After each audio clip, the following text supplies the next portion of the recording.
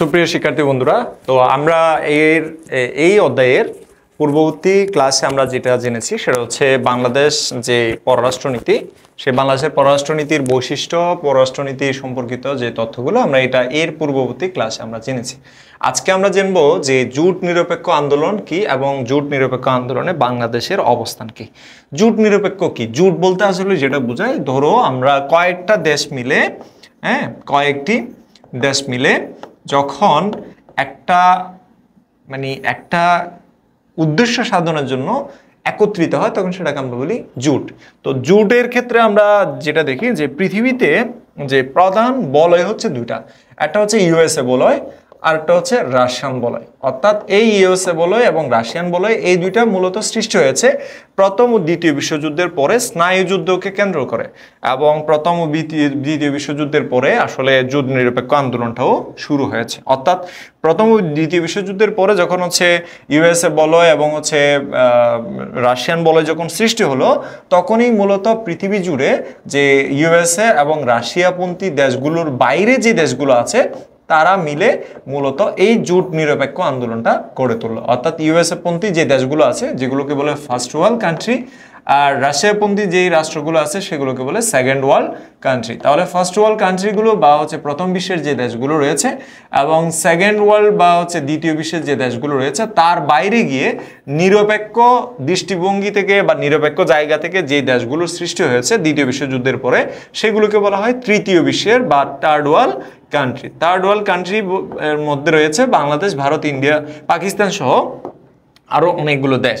তো আমরা এই জোট নিরপেক্ষ আন্দোলন নিয়ে আমরা এখন কথা বলবো। জোট নিরপেক্ষতা কি এটা নিয়ে আগে আমাদেরকে জানতে হবে। দেখো, জোট নিরপেক্ষতা বলতে যেটা বোঝানো হচ্ছে যে জোট নিরপেক্ষ, তোমাদের বইয়ের মধ্যে যেভাবে আছে আমি সেটাকে এখানে তুলে ধরেছি। জোট নিরপেক্ষতা অর্থ হচ্ছে কোনো সামরিক জোটের সদস্য বা পরাশক্তির আজ্ঞাবহ না হয়ে নিরপেক্ষ স্বাধীনভাবে সকল রাষ্ট্রের সাথে বন্ধুত্বপূর্ণ সম্পর্ক স্থাপন করা। আমরা বাংলাদেশের যে পররাষ্ট্রনীতি পড়ছি সেখানে আমরা এটা জানি যে friendship to all, malic two নান, এই যে কথাটা আছে যে পররাষ্ট্রনীতির ক্ষেত্রে বাংলাদেশ বলতেছে সবার সাথে বন্ধুত্ব। তো তার মানে হচ্ছে বাংলাদেশ কোনো দেশের সাথে কোনো জোটে যাবে না, বরং সবার সাথে বন্ধুত্ব বজায় রাখবে। যেমন ধরো বাংলাদেশ যদি এখন ইউএসএ ব্লকে চলে যায়, অর্থাৎ ইউএসএর সাথে যে দহরম মহরম সম্পর্ক তৈরি করে, তাহলে যেটা দেখা যাবে চায়না বাংলাদেশকে আর সহযোগিতা করবে না, রাশিয়া বাংলাদেশকে আর সহযোগিতা করবে না, বলবে যে তোমাদের আব্বা রাষ্ট্র তো হচ্ছে ইউএসএ, তো আব্বা রাষ্ট্রের কাছে যাও, এই কথা বলবে। তার মানে নিরপেক্ষ থাকার ক্ষেত্রে লাভ হচ্ছে যে প্রত্যেকটা দেশের সাথে ভালো সম্পর্ক তৈরি করা যাবে। তো এই ক্ষেত্রে বাংলাদেশের পররাষ্ট্রনীতির ক্ষেত্রে যেহেতু বলা হয়েছে বন্ধুত্ব, সবার সাথে, কারোর সাথে শত্রুতা নয়, কারোর সাথে বৈরিতা নয়, সেক্ষেত্রে গিয়ে হচ্ছে বাংলাদেশ জোট নিরপেক্ষ আন্দোলনে যোগ দিয়েছে। তাহলে বাংলাদেশ এখন জোট নিরপেক্ষ আন্দোলনের মধ্যে রয়েছে। তাহলে জোট নিরপেক্ষ বলতে কোনো দেশের সাথে কোনো জোটে না গিয়ে নিরপেক্ষ স্বাধীনভাবে সকল রাষ্ট্রের সাথে বন্ধুত্বপূর্ণ সম্পর্ক বজায় রাখা। জোট নিরপেক্ষতার অর্থ এই নয় যে একটি রাষ্ট্রের কোনো প্রকার আন্তর্জাতিক সংঘ বা সংস্থার সদস্য হবে না, এটা না। জোট নিরপেক্ষতার মানে এটা নয় যে অন্যান্য সংস্থার সদস্য হবে না। যেই সংস্থাগুলো জোটের বাইরে, যেগুলোর হচ্ছে সর্বজনীনতা আছে, সেই জোটগুলোতে সেই সংস্থাগুলোতে বাংলাদেশ প্রবেশ করবে বা যুক্ত হবে।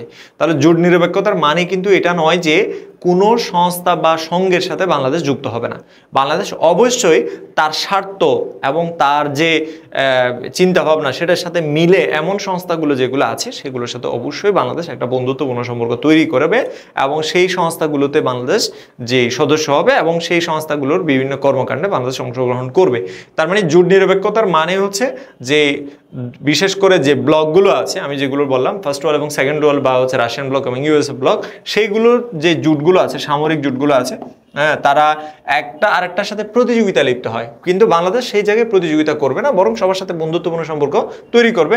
তো জোট নিরপেক্ষতার মানে কিন্তু এটা নয় যে বাংলাদেশ কোনো আন্তর্জাতিক সংস্থা বা সংঘের সদস্য হবে না, এটা নয়, বরং যে প্রত্যেকটা সংস্থা বা সংঘের সদস্য হবে যদি সেই সংস্থা বা সংঘ কোনো জোটের পক্ষে না হয়ে যদি পৃথিবীর সকল রাষ্ট্রের পক্ষে হয়। তাহলে আমরা মূলত জোট শব্দটি সামরিক সংস্থার ক্ষেত্রেই সাধারণত ব্যবহৃত হয়ে থাকে, কিন্তু জোট নিরপেক্ষতার অর্থ অভ্যন্তরীণ ও আন্তর্জাতিক ক্ষেত্রে স্বাধীন, নিরপেক্ষ যে কোনো সামরিক জোটের বাইরে অবস্থান করা। তার মানে কি যে তোমার নিরপেক্ষ থাকা, বন্ধুত্বপূর্ণ সম্পর্ক রাখা, কোনো সামরিক জোটে না যাওয়া। সামরিক জোটে গেলে বিরোধ কি, যে সারা পৃথিবীতে সামরিক জোটগুলো যেগুলো আছে সেগুলো নিজেদের সামরিক প্রতিরক্ষা বেশি গুরুত্ব দেয় এবং এর বাইরে একটু স্বার্থের বাইরে গেলেই একটা দেশ আরেকটা দেশকে আক্রমণ করে বসে। যেমন ইউএসএ পন্থী যে সামরিক জোট আছে ন্যাটো, এই ন্যাটোর যেই দেশগুলো আছে, যেমন ধরো যে ইউরোপের বেশিরভাগ দেশই হচ্ছে ন্যাটো সদস্যভুক্ত এবং এর বাইরে হচ্ছে রাশিয়ার সাথে ইউক্রেনের যুদ্ধ চলতেছে। কেন? কারণ রাশিয়া একটা সামরিক জোটে এবং হচ্ছে রাশিয়া একটা বলয়ের মধ্যে অবস্থান করছে। অন্যদিকে ইউএসএ পন্থী যে ইউরোপিয়ান যে রাষ্ট্রগুলো আছে সেগুলো কিন্তু একটা সামরিক জোটে অর্থাৎ ন্যাটোর অন্তর্ভুক্ত। তো ইউরোপের কোনো দেশ যদি আক্রান্ত হয় তাহলে আমেরিকা সহ ইউরোপের ন্যাটোভুক্ত দেশগুলো রাশিয়া বা অন্যান্য দেশগুলোকে আক্রমণ করবে। তাহলে এখানে একটা স্বার্থ রয়েছে, কিন্তু বাংলাদেশ ওইরকম কোনো স্বার্থ সংশ্লিষ্ট বা সামরিক সংশ্লিষ্ট তোমার কোনো জোটে প্রবেশ করেননি, যার কারণে বাংলাদেশ এটা জোট নিরপেক্ষ। তাহলে জোট নিরপেক্ষ মানে হচ্ছে কোনো সামরিক জোটে প্রবেশ না করে, কোনো বলয়ের মধ্যে প্রবেশ না করে মূলত নিরপেক্ষ অবস্থান করা এবং নিজেদের স্বার্থে যে পররাষ্ট্রনীতি নির্ধারণ করে, এটা হচ্ছে জোট নিরপেক্ষ যে ব্যাপারটা। তো জোট নিরপেক্ষ আন্দোলনের সূচনা হয়েছে মূলত, তোমরা জানো পৃথিবীতে পরপর দুইটা বিশ্বযুদ্ধ হয়েছে, একটা হচ্ছে প্রথম বিশ্বযুদ্ধ আর একটা হচ্ছে দ্বিতীয় বিশ্বযুদ্ধ। দ্বিতীয় বিশ্বযুদ্ধের পর বিশ্ব দুই শিবিরে বিভক্ত হয়ে যায়। আমি যেটা একটু আগেই তোমাদেরকে বললাম, দুই শিবিরে বলতে এখানে দুইটা বলয়ে বিভক্ত হয়ে গেছে। একটা হচ্ছে আমেরিকান বলয় যেটা পশ্চিমা ব্লক, আর একটা হচ্ছে সোভিয়েত ইউনিয়নভুক্ত যে পূর্ব ব্লক। তো এই উভয় পরাশক্তির দ্বন্দ্ব এবং সামরিক জোট, একটা হচ্ছে স্যান্টো, সিয়েটো এবং ন্যাটো এবং ওয়ারশো টু, এই যে চারটা তোমার জোট তৈরি হয়েছে, এটি ছিল সোভিয়েত ইউনিয়নের নেতৃত্বাধীন সামরিক জোট। এটা ওয়ারশো ফ্যাক্ট, এটাই হচ্ছে মূলত সামরিক সোভিয়েত ইউনিয়নভুক্ত সামরিক নেতৃত্বাধীন সামরিক জোট। বিশ্বের শান্তির পরিবর্তে স্নায়ুযুদ্ধ সৃষ্টি হয় যখন, দেখো যে প্রথম বিশ্বযুদ্ধের পরে পৃথিবী একটা ভয়াবহ অবস্থা দেখেছে। তোমরা জানো প্রথম বিশ্বযুদ্ধ যে ওয়ার্ল্ড ওয়ার ফার্স্ট যেটা হয়েছে 1914 থেকে 1918 পর্যন্ত, হ্যাঁ। এরপরে আর একটা বিশ্বযুদ্ধ শুরু হয়েছে যেটা হচ্ছে ওয়ার্ল্ড ওয়ার সেকেন্ড। এই ওয়ার্ল্ড ওয়ার সেকেন্ডটা শুরু হয়েছে মূলত 1939 থেকে 1945-এর এই সময়। তাহলে এই যে সময়টা, এই সময়ের পরে যুদ্ধ না হলেও কিন্তু সারা পৃথিবী ব্যাপী শান্তি প্রতিষ্ঠার পরিবর্তে যুদ্ধ হয়ে গেছে যে স্নায়ুযুদ্ধ, কুলওয়ার। কুলওয়ার কি? কুলওয়ার মূলত স্নায়ুযুদ্ধ হচ্ছে মূলত অস্ত্রের বিপরীতে অর্থনৈতিক, সাংস্কৃতিক, রাজনৈতিক দিক থেকে এক দেশ যখন আরেক দেশের উপরে তোমার প্রভাব বিস্তার করার চেষ্টা করবে, সেই পরিস্থিতিকে বলা হয় কুলওয়ার। এখন এক দেশ আরেক দেশকে আর্মি দিয়ে দখল করে না, বরং অর্থনৈতিকভাবে দখল করে। যেমন ধরো সারা পৃথিবীতে বর্তমানে চায়না অর্থনৈতিক দিক থেকে এত বেশি তারা সারা পৃথিবীর মধ্যে প্রভাব বিস্তার করেছে যে মোটামুটিভাবে এখন সারা পৃথিবী ইকোনমিক্যালি চায়নার উপর অনেকটা নির্ভর হয়ে পড়তেছে। যেমন আমাদের মতো গরিব দেশগুলো পুরোপুরিভাবে চায়নার উপর নির্ভরশীল। যেমন আমরা যে বিভিন্ন ধরনের বস্তু ব্যবহার করতেছি, আমরা যে বিভিন্ন ধরনের ম্যাটেরিয়াল ব্যবহার করতেছি, যে কলম থেকে শুরু করে আমাদের হাতে থাকা মোবাইল, প্রত্যেকটা বস্তুই কিন্তু চায়না। এই যে আমি বোর্ডটা ব্যবহার করতেছি এটাও কিন্তু চায়না।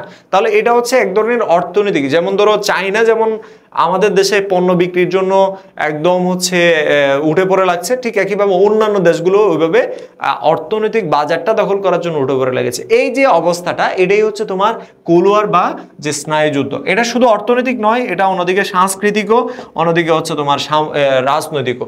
তাহলে এই পরিস্থিতি থেকে মুক্ত থাকার জন্য যে, অর্থাৎ যখন কুলওয়ার সৃষ্টি হলো, সামরিক জোটে বিভক্ত হয়ে গেল সারা পৃথিবীর দুইটা ব্লকে, একটা হচ্ছে ইউএসএ ব্লক আর একটা হচ্ছে কি রাশিয়া ব্লকে। যখন হচ্ছে সারা পৃথিবী বিভক্ত হয়ে গেল, একটা হচ্ছে পশ্চিমা ব্লক আর একটা হচ্ছে পূর্ব ব্লক ভাগ হয়ে গেল, তখন যেই দেশগুলো গরিব, এই যে দেখো যে মুক্ত থাকার জন্য অনুন্নত এবং উন্নয়নশীল দেশগুলো নতুন পথ খুঁজতে থাকে এবং তারা খুঁজে বের করছে জোট নিরপেক্ষ আন্দোলন নামক একটা জোট। তাহলে তারা চিন্তা করলো যে আমরা তো কোনো বলয়ে থাকতে চাই না, আমরা রাশিয়া ব্লকেও না, আমরা ইউএসএ ব্লকেও না, তো সুতরাং আমাদের কি করতে হবে? আমাদেরকে জোট নিরপেক্ষ থাকতে হবে।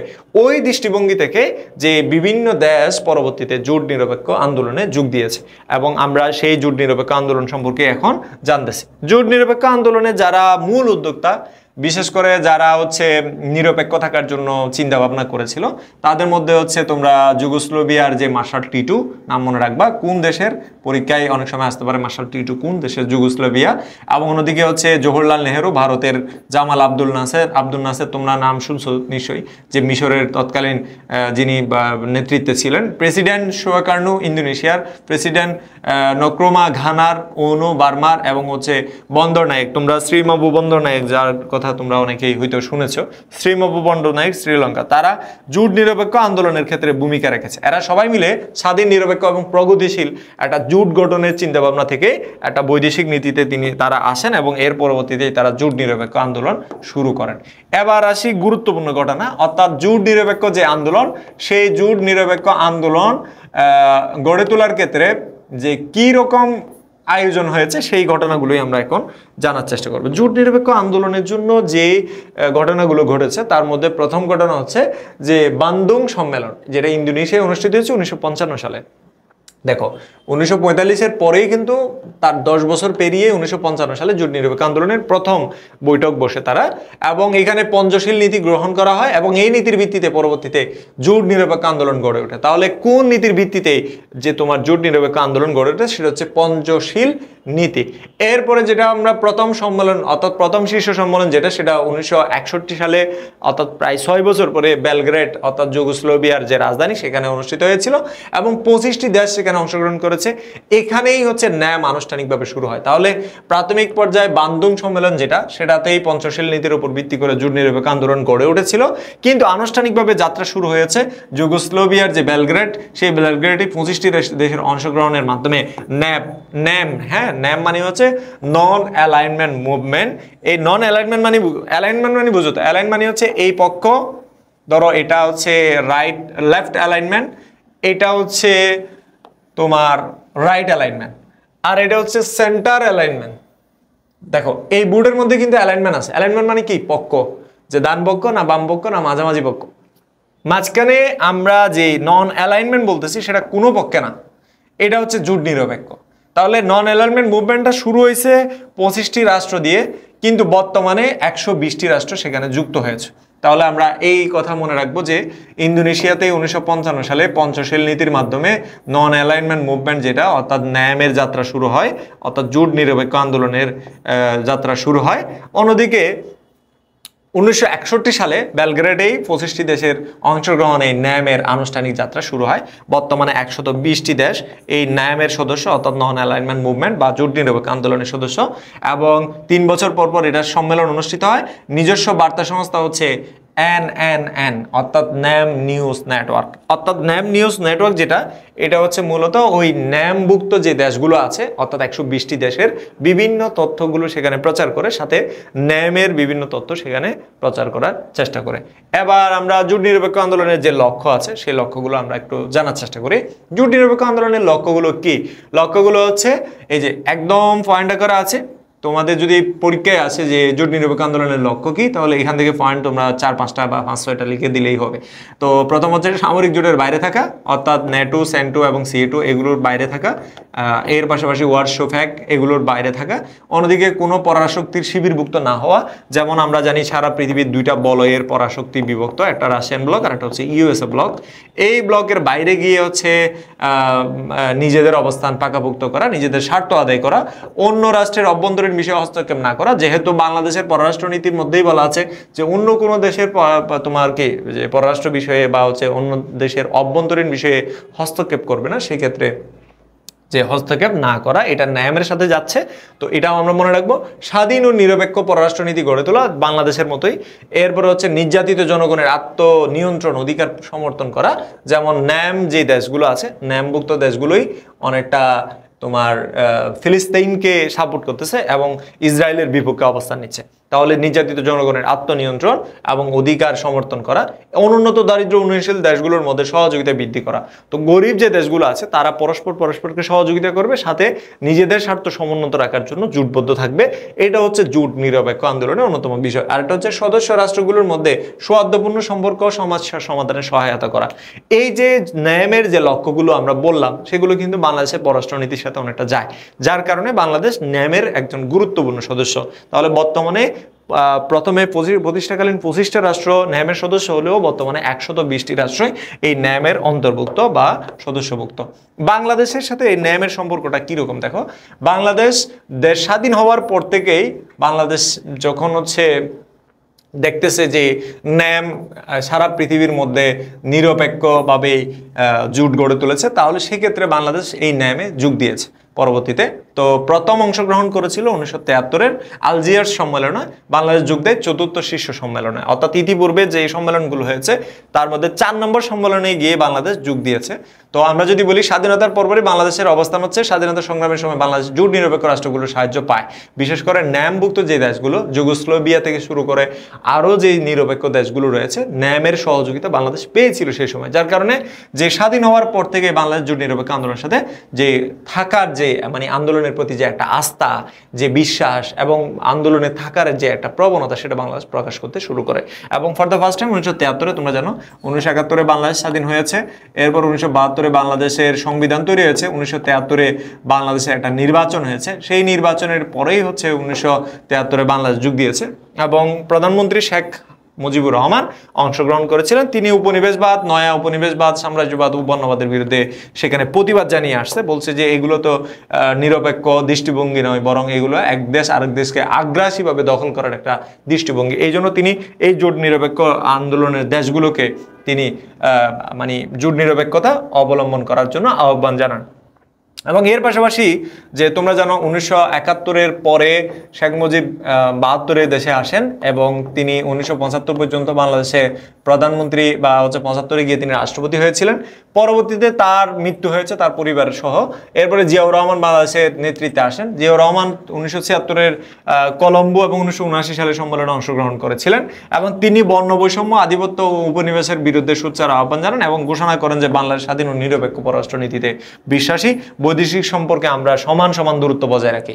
অর্থাৎ যে একটা দেশের উপরে আমরা আগ্রাসীভাবে আক্রমণ করি না, অর্থাৎ কোনো দেশের বিরুদ্ধে গিয়ে আমরা ষড়যন্ত্র করি না, কোনো দেশের অভ্যন্তরীণ বিষয় নিয়েও আমরা এত বেশি মাতামাতি করি না। তাহলে এই যে বিষয়গুলো তিনি বললেন জিয়াউর রহমান, এই জিয়াউর রহমান এটা দ্বারা হচ্ছে তিনি বোঝাতে চেয়েছেন যে আমরা নিরপেক্ষ আছি। ঠিক একইভাবে জিয়াউর রহমানের মৃত্যুর পরে জেনারেল এরশাদ ক্ষমতায় আসলেন এবং ক্ষমতায় আসার পরে তিনি যে মেরুকরণ নীতিকে বর্জন করার আহ্বান জানান। মেরুকরণ মানে কি? যে পশ্চিম এবং পূর্ব এই যে মেরুকরণ, এই মেরুকরণের বিপক্ষে তিনি অবস্থান নেন, ইনি বর্জন করার আহ্বান জানান।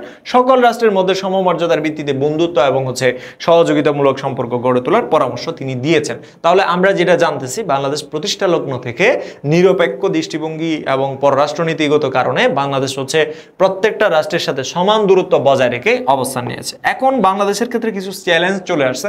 চ্যালেঞ্জ হচ্ছে কি, যেমন ধরো ন্যামের কিছু চ্যালেঞ্জ, বাংলাদেশের কিছু চ্যালেঞ্জ আমরা দেখতে পাচ্ছি। সেটা হচ্ছে বাংলাদেশ চাইলেও আসলে নিরপেক্ষ থাকতে পারতেছে কিনা। কারণ যেহেতু বাংলাদেশের বিভিন্ন দেশের সহযোগিতা দরকার, ইউএস এর সহযোগিতা দরকার, রাশিয়ার সহযোগিতা দরকার, হ্যাঁ, এই ক্ষেত্রে গিয়ে বাংলাদেশ সমান দূরত্ব বজায় রাখতে না পারলেও কিছু কিছু ক্ষেত্রে বাংলাদেশ অনেক সময় যে বিভিন্ন সময়ে হচ্ছে রাশিয়ার এবং ইউএস এর বিভিন্ন স্বার্থ বাস্তবায়ন করে যাচ্ছে বা করতেছে। তো ওইটা চ্যালেঞ্জ, জাস্ট একটা চ্যালেঞ্জ।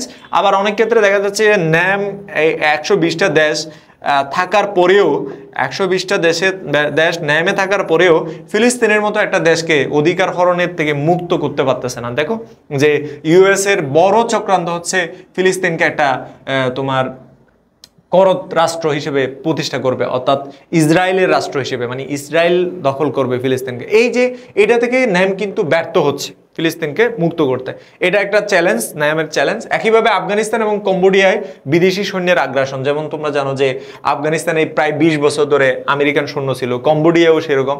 তো এই যে দীর্ঘ সময় ধরে আর একটা দেশের উপরে ইউএস এর যে একটা তোমার প্রভাব, ঠিক একইভাবে কোনো কারণে যদি বাংলাদেশের উপরে যদি কোনো দেশের অতিরিক্ত আগ্রাসী ভূমিকা চলে আসে, তাহলে ন্যাম কি করবে?